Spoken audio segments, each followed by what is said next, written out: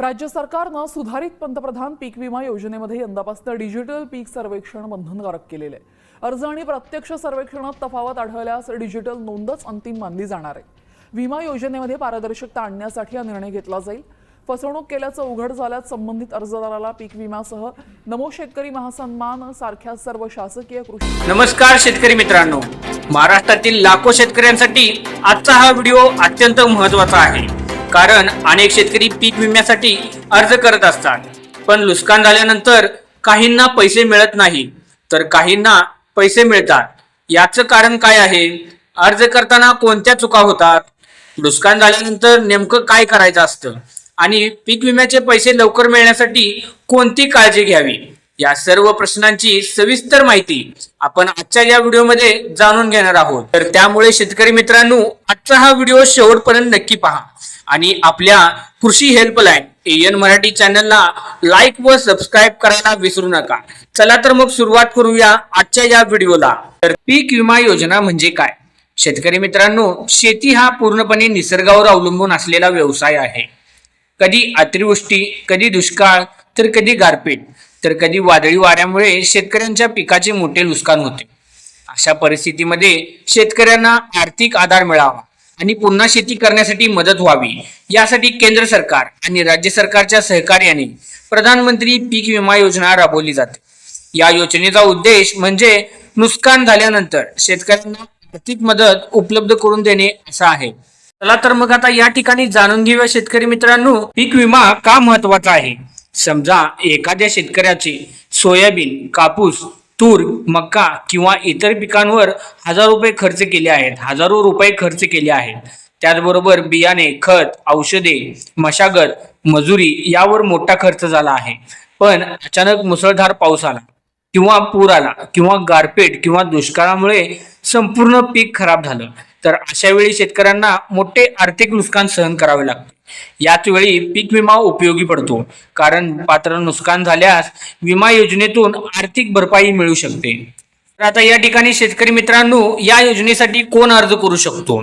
या योजनेचा लाभ खालील शेतकरीच घेऊ शकतात। आता या ठिकाणी स्वतःच्या मालकीची जमीन असलेला शेतकरी, त्याचबरोबर भाडेपट्टी किंवा कंत्राटी शेती करणारे पात्र शेतकरी, स्थानिक नियमानुसार आवश्यक पुरावे असलेले, त्याचबरोबर पीक कर्ज घेतलेले शेतकरी, पीक कर्ज न घेतलेला शेतकरी देखील अर्ज करू शकतो। मात्र अर्ज करताना सर्व माहिती अचूक आणि अत्यंत निष्क्रियपणे भरणे आवश्यक आहे। चला तर मग जाणून घेऊया आता फक्त कोणत्या पिकांना हा विमा मिळतो। प्रत्येक जिल्ह्यानुसार आणि अधिसूचनेनुसार पिकाची यादी बदलत असते।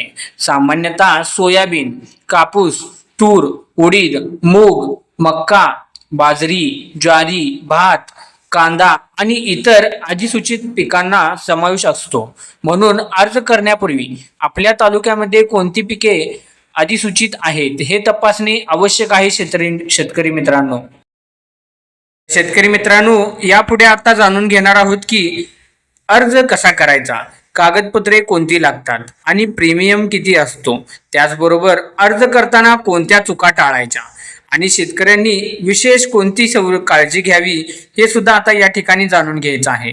म्हणूनच शेतकरी मित्रांनो, हा व्हिडिओ शेवटपर्यंत नक्की पहा आणि आपल्या कृषी हेल्पलाईन AN मराठी चॅनलला लाईक आणि सबस्क्राईब करायला विसरू नका। चला तर मग अर्ज जाणून घेऊया या ठिकाणी अर्ज कसा करायचा आणि अर्ज कोठे करायचा। तर शेतकरी मित्रांनो, खालील माध्यमातून अर्ज करू शकता। तर पहिलं म्हणजे आपल्या बँकेमधून, जर पीक अर्जाची संबंधित प्रक्रिया असेल तर, तसेच अधिकृत ऑनलाईन पोर्टल संबंधित हंगामासाठी उपलब्ध असल्यास, त्याचबरोबर शासनाने अधिकृत केलेली सेवा केंद्र आणि त्याचबरोबर संबंधित कृषी विभागाच्या मार्गदर्शनानुसार अर्ज भरताना मित्रांनो घाई करू नका। प्रत्येक माहिती 2-3दा तपासून पहा आणि मगच भरा। चला तर मग आता जाणून घेऊया कोणती कागदपत्रे आवश्यक असतात। तर शेतकरी मित्रांनो, सामान्यतः ही खाली लिहिलेली कागदपत्रे आवश्यक असू शकतात। एक म्हणजे आधार कार्ड, बँक पासबुक, जमिनीचा 7/12 उतारा, 8 उतारा लागू असल्यास, त्याचबरोबर पेरणीची माहिती, मोबाईल क्रमांक, पासपोर्ट साईजचे फोटो आवश्यक असल्यास, त्याचबरोबर स्थानिक नियमानुसार अतिरिक्त कागदपत्रे सुद्धा लागू शकतात। त्याचबरोबर आता तुम्हाला सांगतो शेतकरी मित्रांनो, अर्ज भरताना होणाऱ्या मोठ्या चुका. अनेक शेतकरी ह्या चुका करतात.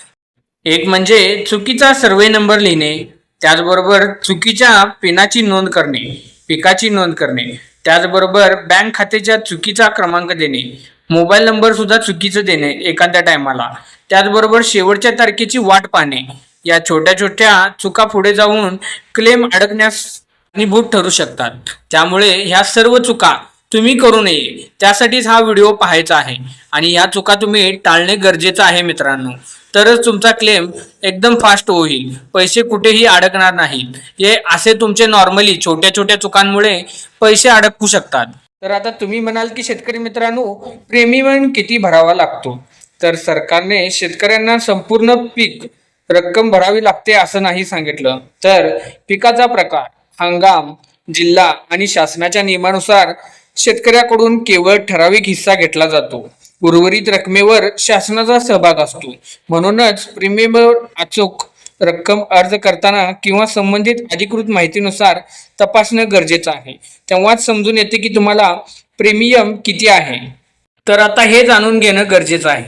अर्जाची अंतिम तारीख का महत्वाची आहे? अनेक शेतकरी म्हणतात उद्या भरू, परवा भरू आणि शेवटी अर्ज होत नाही. तर मित्रांनो लक्षात ठेवा, अंतिम तारीख संपल्यानंतर अनेकदा अर्ज स्वीकारला जात नाही. त्यामुळं अर्ज शेवटच्या दिवसापर्यंत ठेवू नका. अर्ज होता होईल तेवढा लवकर भरून तुम्ही पीक विम्यासाठी सज्ज होऊ शकता.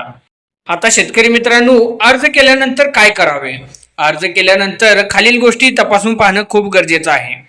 अर्जाची पावती, व्यवहार क्रमांक, त्याचबरोबर अर्ज क्रमांक आणि भरलेल्या प्रीमियमचा पुरावा. भविष्यात काही अडचण आल्यास हे पुरावे उपयोगी येतात. त्यामुळे हे सर्व पुरावे तुम्ही तपासून पाहणं गरजेचं आहे. आणि त्याचबरोबर हे पुरावे व्यवस्थित जपून ठेवणे सुद्धा गरजेचे आहे. आता या ठिकाणी शेतकरी मित्रांनो, तुमच्यासाठी महत्त्वाच्या सूचना. अर्जातील प्रत्येक माहिती तपासावा. पिकाचे नाव योग्य आणि आहे का ते आधी चेक करून पहा. त्याचबरोबर बँक खाते आधाराशी जोडलेले आहे का ते सुद्धा खात्री करून घ्या. त्यानंतर मोबाईल नंबर सुरू ऍक्टिव्ह ठेवा. त्याचबरोबर अर्जाची पावती कधीही हरवू देऊ नका. त्यावरती तर सर्व खेळ आहे. जर पावती हरवली तर तुमचा पीक विमा संपला. आणि हो शेतकरी मित्रांनो, या ठिकाणी अर्ज प्रक्रिया, आवश्यक कागदपत्रे आणि अर्ज करताना कोणत्या चुका टाळल्या पाहिजेत याची संपूर्ण माहिती आपण या भागातून आता जाणून घेतली आहे. पण केवळ अर्ज भरून काम होत नाही. खरी परीक्षा तेव्हा सुरू होते जेव्हा नैसर्गिक आपत्तीमुळे पिकाचे नुकसान होते. अशा वेळी अनेक शेतकऱ्यांच्या मनामध्ये एकच प्रश्न येत असतो, आता पुढे काय करायचे? नुकसान झाल्यानंतर किती वेळेत ही माहिती द्यायची असते? 72 तासात नियमानुसार नेमकं काय झालं आहे ही माहिती पोचवावी लागते. नुकसानाची नोंद करावी लागते. त्याचबरोबर पंचनामा कसा होतो आणि सर्वात महत्त्वाचे म्हणजे नुकसान भरपाई मिळण्यासाठी कोणती प्रक्रिया पूर्ण करावी लागते. या सर्व प्रश्नांची सविस्तर आणि सोप्या भाषेमध्ये पुढील भागामध्ये आपण जाणून घेणार आहोत. आणि हा व्हिडिओ जर तुम्हाला आवडला असेल तर आता आपल्या या व्हिडिओला लाईक आणि चॅनलला सबस्क्राईब करायला विसरू नका. चला तर मग मित्रांनो, धन्यवाद.